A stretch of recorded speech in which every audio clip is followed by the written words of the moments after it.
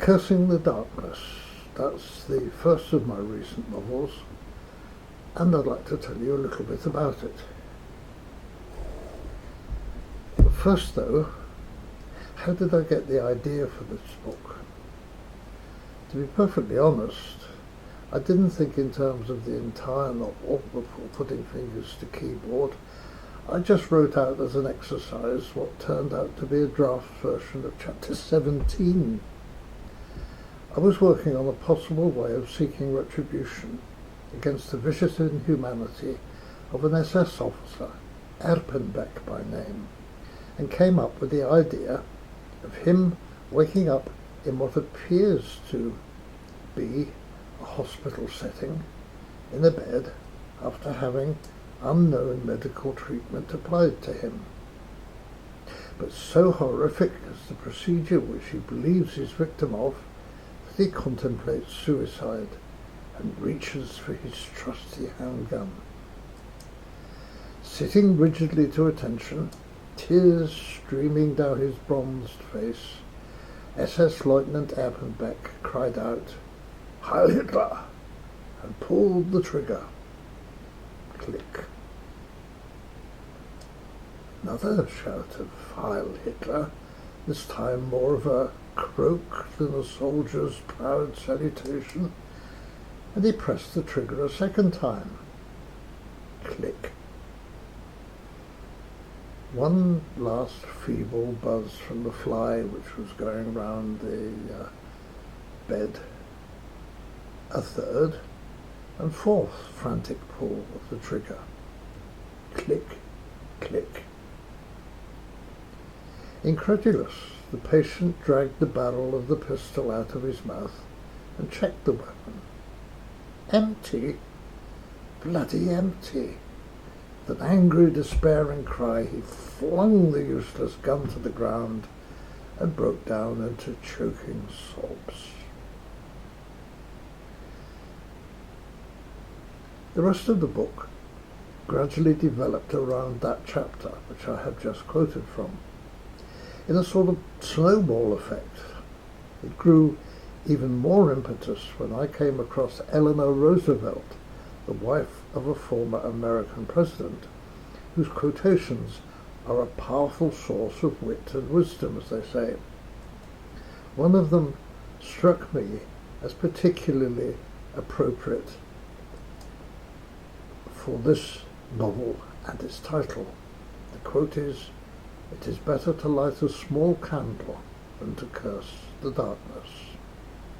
And that is the quote on the cover of the book. It also gave me the title. The moral is, don't necessarily expect to put the world to rights, but equally, don't just sit there and meekly yield to the tyranny all around you. To be facetious for a moment, I could have employed instead the immortal words of the Tesco supermarket logo. Every little helps. Anyway, at that point then, I had my title, had the theme, all wrapped up together. I'm not advocating the level of heroism of the pro-democracy students in June 1989 in Beijing, even though that image of the students standing defiantly in front of a tank lingers painfully in the memory. I'm referring more to the less courageous member of society like myself, who would have railed against the brutal excesses of the Nazi machine under her breath, but don't particularly want to experience the potentially painful and lethal results of being caught in an act of defiance against them.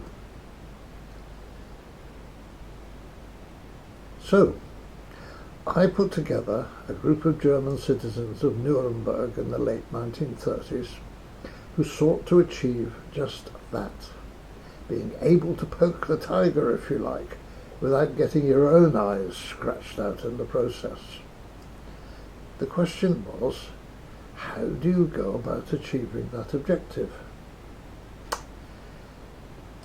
The answer, as far as I could make out, was to pour scorn on those jumped-up little Nazis and their lethal doctrines, and showing them in a very public way what empty fools they are, and how their supposed high ideals are built on nothing but shifting sands. So, how did I manage that? You'll have to read the book to find that out in detail. And for the wider background, I had visited Germany on my own for the first time in 1952, when I was just 12 years old, going to stay with relatives in the city of Nuremberg, which still bore the scars of the war, and two of the crazy architectural fantasies of the Nazis: the half-built Congress Hall on the lakeside, and the tribune of the huge parade ground where the annual Nazi ceremonies were laid, was still clearly present. So this book explores how this group of people all respond to the challenges facing them. The central character is a local medical doctor, Johann Voss, a former member of an anti-Nazi political party, forced into resigning from that by scenes of terrible violence he had witnessed at a meeting. His consequent fear of a knock on the door in the middle of the night is one of the key and repeated themes of the novel, and it ironically kicks off the possibility of taking positive action too against the regime. One night he stumbles down the stairs after the knocking at the door continues, opens the front door to find a young teenage girl covered in blood, desperate for his skills and attention. Only she's not all she seems. You'll have to read the book to find out exactly what happens, but Voss recruits his patient as the first of a small, tightly knit group seeking ways of challenging the Nazi tyranny. Some who join them, like Thomas Braun, are deeply distressed at their inability to fight back at the Nazi tyranny. He is a physically strong character who has fought his way up the promotion ladder to be in charge of the maintenance of all the tram rolling stock in Nuremberg. But he is tormented by the nightmare he witnessed one evening some years back, when he stumbled upon a howling mob burning piles of books in the marketplace. For him, it culminated in the destruction of a copy of All Quiet on the Western Front, the greatest anti-war novel of all time. He tells Johann Voss what happens, and here I shall be quoting the book again.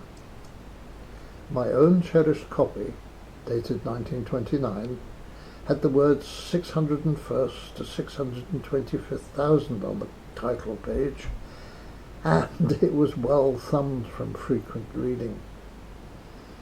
It had exerted a huge influence on me, as it had brilliantly savaged the scentless wastes of young men in the carnage of the trenches. And this pimply youth, on behalf of all the mindless acolytes of Hitler and his gang, was burning my beloved book and all it stood for, seeking to destroy the greatest anti-war novel of a generation and casting it aside before the militaristic hysteria of the National Socialists. I was completely and utterly distraught. But what did I do about it? He paused for a long moment and stared straight into Johann's eyes. Nothing. Nothing at all. I just turned my head, walked away, and weaved my way through the jubilant throng with a sense of impotent despair bearing down on me like a lead weight. In his distress, he calls upon his doctor, Johann Voss, for support and advice.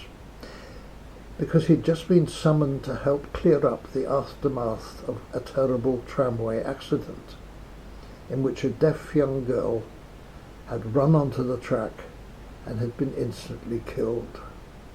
The bloodied remains of the victim on the undercarriage of the tram was sickening enough, but it was the sight of her broken doll, which she had run after, that caused him to collapse physically and mentally.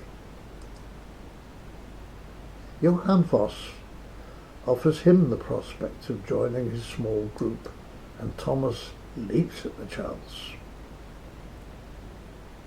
More join him, and they enjoyed success with their undertakings, including rescuing a Jewish family from a railway truck which was to take them to a concentration camp, and a hilarious evening reception organised by a self-opinionated Nazi who had taken over a Jewish family home, in which the man becomes a mighty cropper at the climax of the evening's festivities in the presence of no less a guest of honour than the Führer, or so he believes. I'm going to tease you with a brief quote that doesn't give the game away as to exactly who's who and what happened. When the grand ceremony of the art exhibition collapses in disaster, for a moment there is a dreadful, ominous silence in the long cabaret. In the quotation which now follows, Marie is the grasping and greedy wife of the local Nazi VIP. Several seconds later, all the lights in the room came back on, in the breathless, ominous silence. Every eye was fixed upon the Führer, fearfully seeking to determine his reaction. It seemingly turned to stone, so horrified was he by the lewd and grisly spectacle which was laid out before him. Having drunk her fill of the paintings, Marie gave a horrified squawk and collapsed in a dead faint at the feet of the Führer, who jerked back with a disapproving snarl. He swung furiously round on his heel and snapped an order to an adjutant. Far more abruptly this time, the Red Sea of visitors parted once more to allow their Führer, livid with anger and disgust at the humiliating visions before him, to stomp rapidly out of the room, down the steps, as his retinue scrambled after him. But the whole enterprise threatens to collapse near the end of the novel, when a knock at the Voss's door in the middle of the night this time results in his being dragged away to the Gestapo interrogation cells, where torture and certain death seem to await him. Is he freed from his imprisonment? What happens next to his band of loyal supporters? Do they simply melt away without having achieved much? Or is the ending more positive for them? There is one simple way to answer that question. You know what it is? That is to get hold of a copy of Cursing the Darkness and devour it. And if you do like the book, I'd be grateful if you could go to Amazon's website and write a short review. The fiction market nowadays is so overcrowded, and any assistance in raising the book's profile will be gratefully received. Thank you for watching.